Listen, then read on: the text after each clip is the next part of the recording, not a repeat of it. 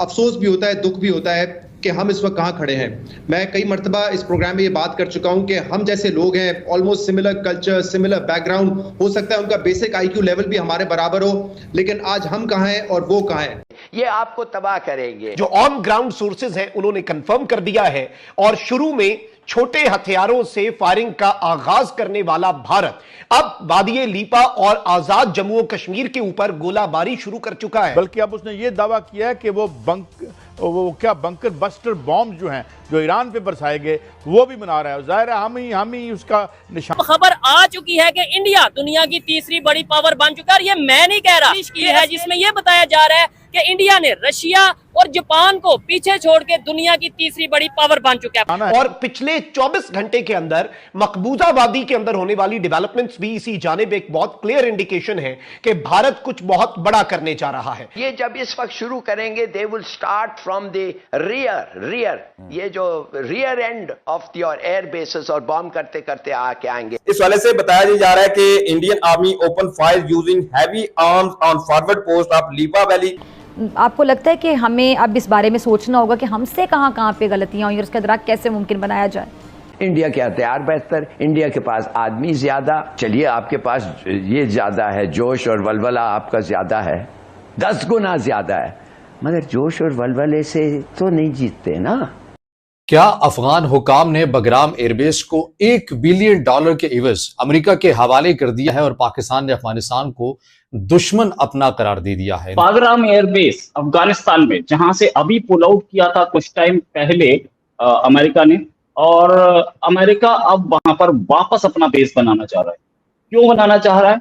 क्योंकि उसको पाकिस्तान पे भी नजर रखनी है। पाकिस्तान जिस तरह से सपोर्ट कर रहा है इन टेररिस्ट को, उसको देखते हुए जो ऑपरेशन सिंदूर है वो अभी खत्म नहीं हुआ। वो सीज फायर जो मई में होने वाली पाक भारत जंग के बाद डोनाल्ड ट्रंप ने ब्रोकर किया था, वो सीज फायर तोड़ दिया गया है।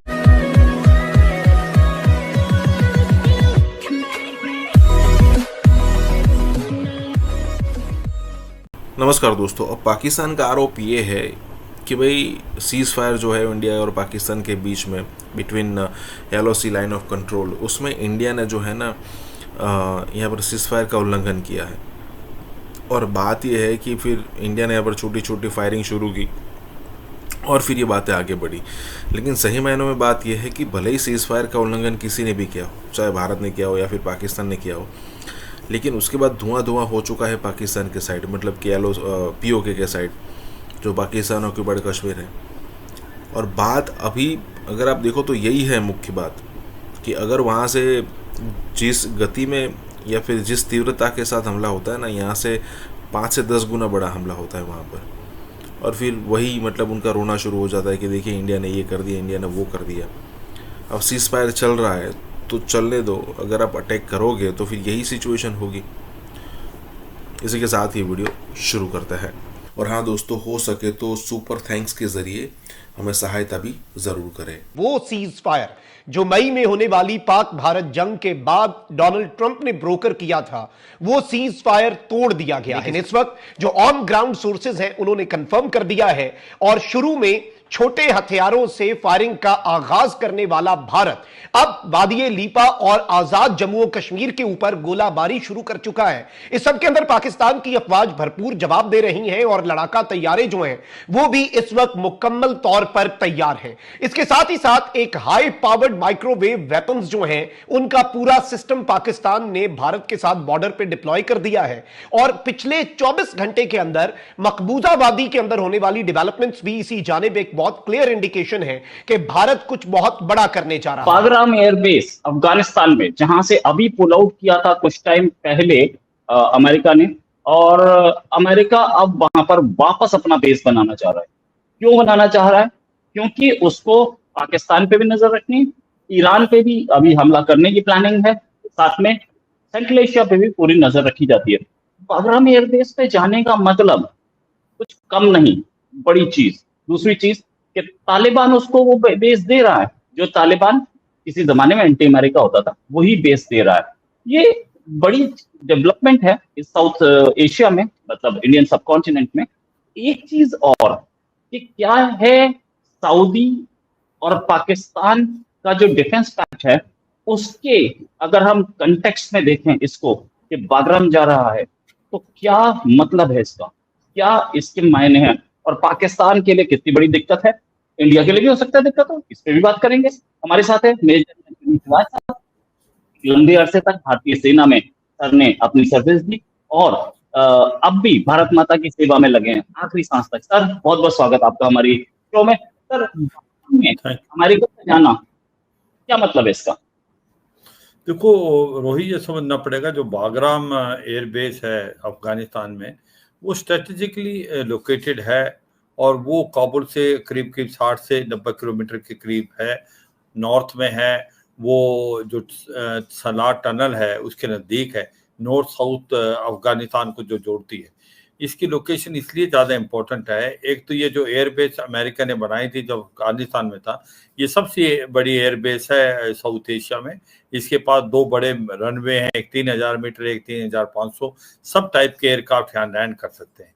और अगर बागराम एयरफील्ड दोबारा लेता है यूएस, तो इसका सबसे ज़्यादा इम्पोर्टेंस होगा चाइना पे उसको नज़र रखना, क्योंकि एक बात है कि उसको पता चीन बहुत ज़ोरों से अफगानिस्तान में आ रहा है।